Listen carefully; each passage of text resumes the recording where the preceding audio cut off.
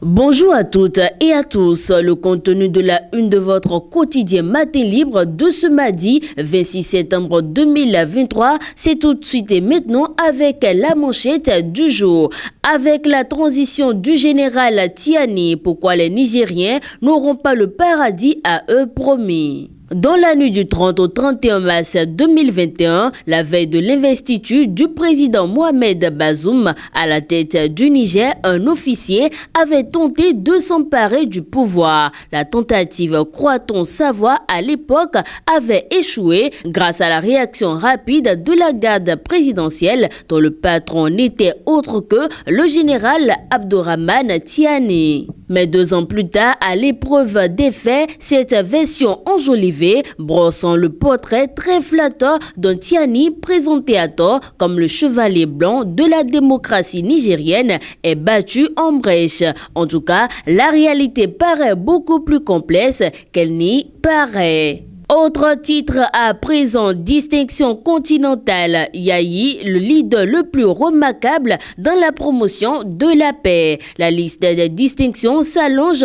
chez l'ancien président béninois. Rendez-vous les 2 et 3 octobre 2023. Le profil du lauréat a impressionné les membres du jury. L'ancien président Boni Yayi est ainsi désigné à travers ce prix le leader le plus remarquable dans la promotion de la paix en Afrique. Le prix sera remis les 2 et 3 octobre 2023 à l'île Maurice sous la supervision du Conseil du développement économique de l'île Maurice en collaboration avec le ministère des Finances et de la planification de ce pays. Desk Sport à présent, Fédération béninoise de handball. Le FNDH-JSL offre un important lot de matériel informatique.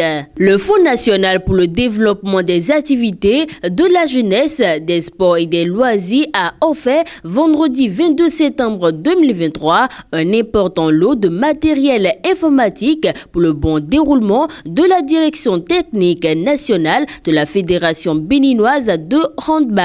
Il s'agit d'un ordinateur portatif, d'un ordinateur de bureau, d'un onduleur, d'une imprimante et d'un caméscope.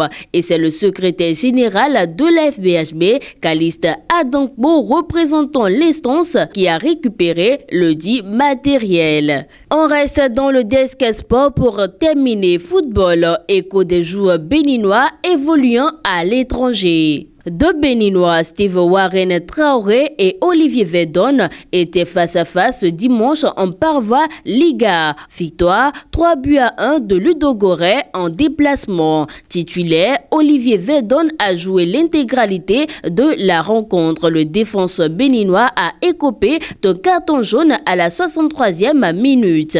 Ludogorets 16 points et avec 2 matchs de retard revient à la 5e place à 12 points du leader Locomotive Plovdiv. Suivez le reste des informations des joueurs béninois évoluant dans les clubs étrangers dans cet article. Fidèle internaute de Guérit TV Monde, ainsi s'achève la présentation du contenu de la une de votre quotidien de Batito de ce jour. Merci d'avoir été des nôtres et d'ici là, portez-vous bien.